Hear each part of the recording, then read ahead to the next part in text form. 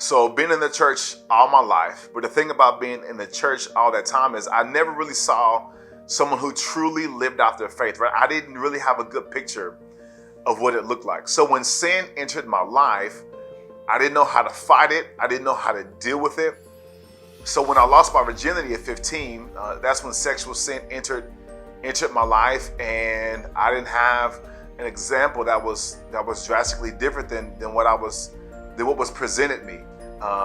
And so I fell into it, and that began a string of inappropriate relationships with ladies on through high school and then into college. And I remember one summer in particular where I guess I made up my mind I was gonna go for it. Like everything that I wanted in life at the time, or at least what I thought life was about, I went for it in that summer of 2002. So we're talking about money, we're talking about the ladies, we're talking about kicking it with the fellas. And if there was a party, if there was something going on, we were definitely there. A lot of all-nighters, going home with the birds chirping. But let me put this in context though. I lived with my mom. I worked at Home Depot, a lot of disposable income at the time. So it's not like I was balling out of control. But anyway, I just had no responsibility and just kind of went for it. And so after that summer, I don't know what it was, if I had a moment of clarity, I had a moment of reflection. But I just realized that man, that summer was just a big waste of my time, a waste of money, and nothing really came from that summer. And I remember being let down. I remember being disappointed because literally, like I really went for it. I went for what I thought life was all about, and it left me empty, and I had literally nothing to show for it. So I had some friends that I went to school with at University of Missouri in Kansas City, UMKC for short, and they invited me to Bible study at Second Missionary Baptist Church in Grandview. Shout out to Roy, Marcus, Jennifer, who invited me, Carlos, all you guys were there. You know who you are if you went to Second Missionary in the early 2000s. But I went to Bible study, and that was the first time I saw people, period, really living out their faith, like really desiring to live their life for the Lord. And after just finishing the summer and me kind of going for what I thought life had to offer, and then me being presented with this picture of what it looked like to follow Jesus, I really was drawn to it, and I was attracted to it. Like I said to myself, man, this is what I want for my life. And so I remember having a conversation with my friend Jennifer, the one that invited me. We were in the parking lot, and I expressed to her, hey, this is what I want. Like I love how I feel when I'm here. I love what I'm experiencing. Like this is the life that I want. But I also remembered that I had already tried to change. Like I had already done everything in my power to change and to be different, and it had never worked. So I just remember telling Jennifer, like I've tried to change before, it just didn't work.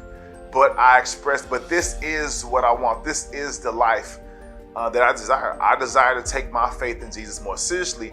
I just had no idea how it was going to happen because I had tried everything before. And so shortly after that conversation with Jennifer, remember I was working at Home Depot, and this lady approached me.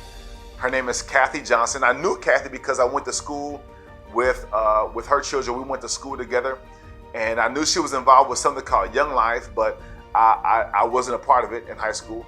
And she asked me to be a Young Life leader. She asked me to be a part of telling teenagers, high school students, about Jesus. And so the timing couldn't have been more perfect, right? Because I'm already trying to go on a different trajectory and being more serious with my faith. And so I said yes. I jumped in head first into being a Young Life leader and making it happen.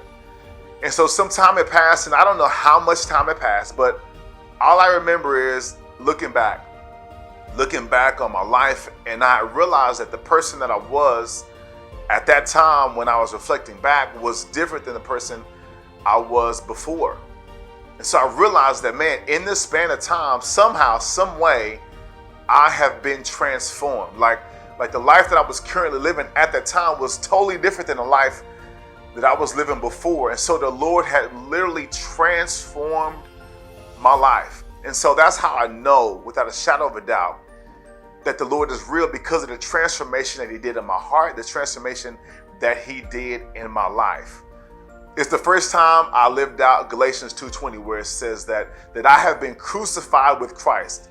It's no longer I that live, but Christ inside of me that lives. And so I realized that, man, I had a heart change. I changed my heart. I died to my will. I realized that my way was not the best way, and I died to that.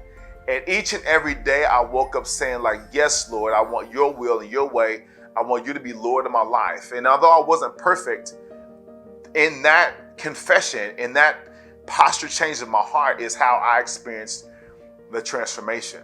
Now, that doesn't mean everything changed for me in an instant, right? I still had problems. I still had issues. Like, I didn't even tackle this idea of the male ego and this desire to be stroked and to be made feel good. How I interacted with women, they needed to change. And so there was definitely things that needed to change, but the transformation had taken place. And each and every day I was committed to following the Lord, and things were different.